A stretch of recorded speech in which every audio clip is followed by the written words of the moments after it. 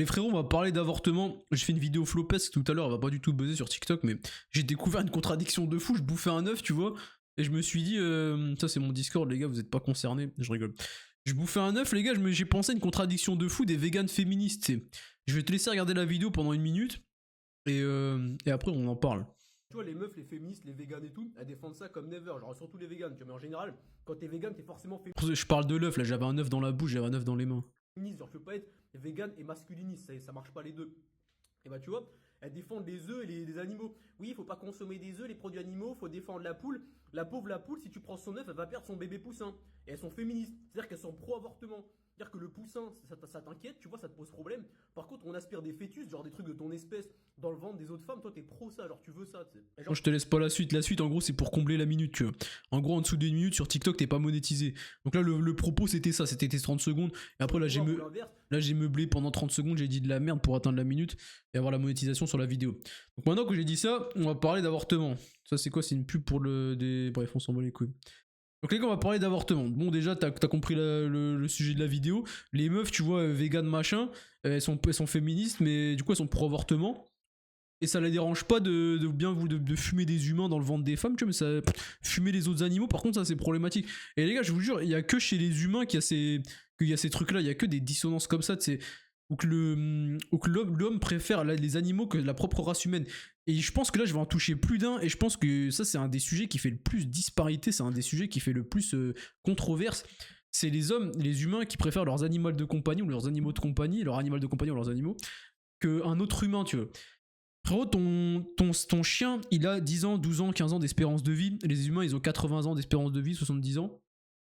Ton chien, il a 12 ans, tu l'aimes de tout ton cœur, tu as passé des années avec lui, je suppose que tu le kiffes, mais tu privilégierais la vie de ton clébard à la vie d'un autre humain, qui même à la vie de ton professeur, tu sais, ou la vie d'une personne de ton entourage, pas forcément à qui t'es proche. Quand je dis ton entourage, c'est que tu connais une connaissance, mais tu serais prêt à faire crever l'humain plutôt que faire crever le chien, tu vois. Et ça, c'est un truc que j'arrive pas à comprendre. Moi, je pense que je pourrais jamais, éthiquement parlant, donner la vie d'un humain en échange de celle d'un chien ou quelque chose comme ça. Et moi, j'ai jamais eu d'animal de compagnie auquel je suis attaché de fou. Donc en vrai, je sais très bien que quand t'as un lien de ouf avec ton clébard, avec ton chat, avec n'importe qui, un animal, j'imagine que te séparer de lui, ça te briserait le cœur, ça te déchirerait le cœur. Mais la vie, elle est faite de choix, frérot. Au bout d'un moment, t'es un humain, tu vas pas tuer un animal qu'on l'échange d'un humain. En vrai, c'est une folie de fou. J'imagine que c'est un dilemme de fou. Bien évidemment que la personne en question, ça te fera ni chaud ni froid. Après, j'ai envie de te dire, là, parlons philosophie, mes frères. Chacun a sa vérité, chacun voit le mal à sa porte ou le bien à sa porte, chacun voit le mal et le bien comme il veut. Est-ce que épargner un humain pour qui t'en as rien à foutre émotionnellement pour sauver ton chien, c'est une bonne idée, oui ou non? Donnez-moi vos avis dans les commentaires, les gars. Moi, en tant qu'humain qui n'a jamais eu de relation de fou avec un autre animal, je te dirais tous les jours je sauve l'humain. Ça ne viendra jamais à l'idée de buter un humain en échange d'un animal. Après, 10 ans de relation avec un clébard, les gars, 10 ans de relation avec un chien que tu promènes tous les jours et qui tu passes du temps, forcément t'as une attache émotionnelle, forcément t'es plus attaché à lui, mais est-ce que éthiquement ça se tape, ça se discute de faire buter un humain pour ça? Les gars, moi je gamberge sur la question. Mon cousin, tu vois, c'est un mec assez logique dans la vie, tu vois, un mec que j'estime assez bien, j'ai envie de te dire. Et je pensais qu'il allait être de mon avis, mais non, tu vois, il est un clébard depuis quelques années, 2-3 ans, et il me disait que lui, il ferait jamais, il sauverait pas son chien. Genre, c'est son chien, plus que tout, il en a rien à foutre de l'humain, il le fait cadet directement. Je pense, premier degré, que toute personne qui croit en Dieu. Après, une fois de plus, les gars, moi j'en apprends sur les concepts de divinité, j'en apprends sur l'existence humaine, l'univers et tout.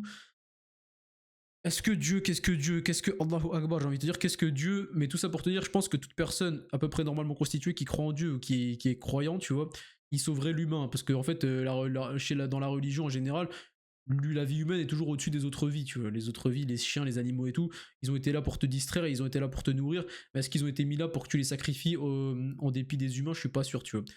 Donc je sais pas. Moi les gars, je pense que ça m'a un peu surpris, tu vois, que mon cousin il me disait ouais mon chien, je le sauve en dépit des autres humains. En vrai c'est logique, t'es plus attaché à lui. Genre si t'écoutes que ton cœur et la logique, en vrai, à tes yeux, c'est plus mal de tuer un animal, c'est mal de tuer un animal avec qui t'as créé des liens, te séparer de lui, que d'un autre humain, ça paraît logique. Mais est-ce que sa réalité, c'est la bonne réalité? Ou est-ce qu'on devrait chacun avoir notre réalité? Est-ce qu'on devrait chacun avoir notre vision, notre système de valeurs vis-à-vis du bien et du mal, et agir en conséquence, tu vois? Donc moi, tu vois, comme j'ai pas d'humain, d'animal avec qui je suis attaché, moi, je pourrais envoyer au bon char en enfer, entre guillemets, bah, un animal plutôt que quelqu'un que je connais, un humain que je connais. Mais l'humain, mon voisin, bah lui, ça sera pas son cas, tu vois. Donc en vrai, les gars, c'est vraiment des sujets qui se discutent, hein. C'est vraiment des sujets qui se discutent, et moi, j'ai un avis là-dessus. Je pense que tant que j'ai pas d'humain, tant que j'ai pas de chien ou tant que j'ai pas d'animal de compagnie, je pourrais pas me prononcer, tu vois. Mais là, du coup, j'ai évoqué le cas extrême, tu vois, que tu butes l'animal avec qui t'es le plus attaché. Pour revenir sur les vegans, tu vois, eux, ils accordent plus d'importance. En fait, ils accordent autant, voire plus d'importance à la vie animale qu'à la vie humaine. Ça, c'est une folie, tu vois. Genre, des fois, tu vois, il y a un mec, genre, il va tarter son chat, tu vois, il va tarter son chien. Il l'a pas tué, il lui a mis une tarte. Certes, c'est un peu de la maltraitance animale. Certes, c'est pas bien, tu vois. Il y a pas de raison de frapper un chien, tu vois. C'est même pas un humain, il est pas conscient, il sait même pas quand il fait quelque chose de mal, entre guillemets, selon notre propre système de valeurs. Le chien, il est pas au courant qu'il a fait quelque chose de mal. Le frapper, ça n'a aucun sens, ça n'a aucun intérêt. C'est comme frapper un enfant, tu vois. Frapper un enfant, il sait pas qu'il fait du mal, il en a aucune idée, tu vois. Donc ça s'entend, oui, c'est pas bien de frapper, mais ça reste un geste. Il a pas tué et il mérite pas la mort pour ça. Et il y a des gens, tu vois, ils sont là en train de commenter sous les posts et tout, en train de parler de l'homme ou de la personne qui a frappé l'animal en question. Ouais, pourvu qu'il meure, pourvu qu'il se fasse bouffer par ça, pourvu que ça lui arrive la même chose, pourvu qu'il se fasse renverser. Genre, les gens, pour une tarte sur un chien ou sur un chat, ils souhaitent la mort d'une personne. En vrai, leur cœur, il est corrompu, genre, il est bourré de haine. Je peux pas comprendre comment ça. Je sais pas si vous vous rappelez, les gars, de l'affaire Kurt Zouma, le footballeur qui avait mis un chassé à son chat, tu vois. C'est un bouffon, tu tires pas sur un chat avec ton pied, c'est logique, tu vois. N'importe quel humain sensé te dira, il n'y a aucun intérêt à shooter, à mettre un penalty sur un chat.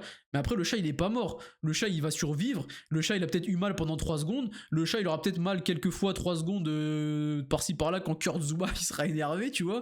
Mais tu mérites pas d'aller en prison, ni de te faire tabasser, ni de mourir en tant qu'homme ou en tant qu'humain, parce que t'as fait un peu de mal à un chat, tu vois. C'est-à-dire, tu bouffes des nuggets tous les jours au McDo, tu bouffes du poulet tous les jours, tu contribues à cette industrialisation, cette surindustrialisation qui bute des animaux de manière souffrante et horrible tout le temps, et tu vas me faire croire que Kurt Zouma, parce qu'il a mis un petit chassé à son chat, il doit aller en prison. Bah non, je suis désolé, je suis pas d'accord. Et c'est pareil pour les Brigitte Bardot, c'est les gens qui défendent la cause animale, tu vois. Genre la meuf, elle mange pas de trucs, tu sais, tout le temps, elle rend fou avec l'Aïd el-Kébir. L'Aïd el-Kébir, quand tu fais le ramadan, bref, l'Aïd el-Kébir, en gros, tu sacrifies un mouton une fois par an en tant que musulman.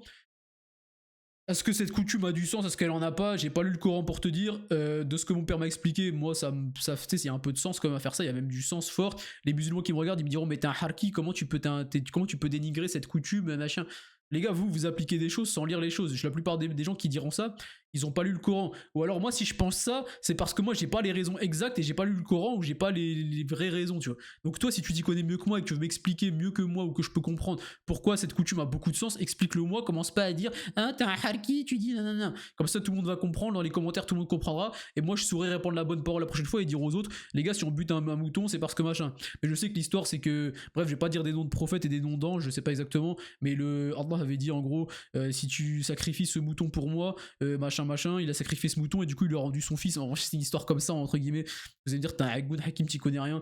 Bon, en gros, c'est plus ou moins ça, tu vois. En gros, il a montré sa foi en sacrifiant un mouton et Dieu lui a rendu son fils, mais de base, l'autre, il faisait sans attendre que son fils soit rendu, tu vois. Il a sacrifié pour Dieu le mouton. Et de base, il avait aucune attente, et pour le récompenser, Dieu lui a rendu son fils qui était je ne sais où. En gros, c'est ça l'histoire, il me semble. Corrigez-moi si je me trompe. Si je vous réponds pas de manière détaillée, une fois de plus, c'est pas un manque de respect, c'est un manque de temps, mais je lirai comme le commentaire et je m'en abreuverai pour cultiver ma connaissance islamique. Les frérots! On arrive sur la conclusion peut-être de cette vidéo. Respecter les humains, respecter les animaux, mais placer la valeur humaine au-dessus des animaux, sauf quand vraiment c'est des pochetrons, des humains qui ont zéro valeur, des assassins, des V-worders, ou des gens qui vibrent très bas, tu vois, qui vibrent plus bas qu'un animal, j'ai envie de te dire. Peut-être l'animal méritera plus de respect, mais dans la globalité, les gars, mettez plus de respect sur le nom des humains. Vraiment, c'est ridicule d'accorder plus de crédit à des poussins, à des chats, à des chiens, à des chevaux qu'à des autres humains. Dire, frérot, on est les seuls qui. Genre, tu verras pas un lion sacrifier un autre lion pour un humain. L'humain, il va le bouffer, tu vois. Il n'a rien à foutre que. Il s'en bat les steaks que Miskin, l'humain, il est gentil. Bah non, frérot, le lion, il est plus gentil, c'est de mon espèce et on est proche génétiquement. Sauf tes gènes. T'as plus de chances de perpétuer la gène humain ou tes gènes en laissant un humain en vie qu'en laissant un chat. Le chat, il va pas te faire d'enfant. En fait, je pense que c'est une dissonance reproductive, genre normalement, gros, tu fais tout pour la reproduction, quand tu tires contre la race humaine, et donc contre la reproduction, c'est une anomalie dans ton cerveau, il y a un truc qui va pas dans ton disque dur. Je pense que c'est un truc bizarre. Bref, les frérots, on se dit à la prochaine. Sujet assez intéressant, mais là, je suis crevé, les gars, je m'endors, je dors debout, je vais quand même poster ces vidéos, je sais pas ce que ça va donner, j'essaie d'être régulier, parce que là, pour une fois, j'ai 2 jours de repos, donc je vais pondre un max de vidéos, comme ça, je vais les poster toute la semaine, et j'aurai une semaine bien complète à cette vidéo. Peut-être croître un peu parce que j'étais en pause sur UseGag, les frères. poste plus de shorts parce que les gars, depuis que j'ai la monétisation sur YouTube, sur TikTok, il faut faire que des vidéos d'une minute minimum, tu vois. Sauf que sur YouTube, les shorts, c'est 1 minute maximum, donc ça coïncide pas du tout. Donc mes shorts de TikTok, je peux plus les poster sur YouTube, c'est trop chiant. Ou alors faudrait que je cut et que je. Bref, c'est relou, tu vois.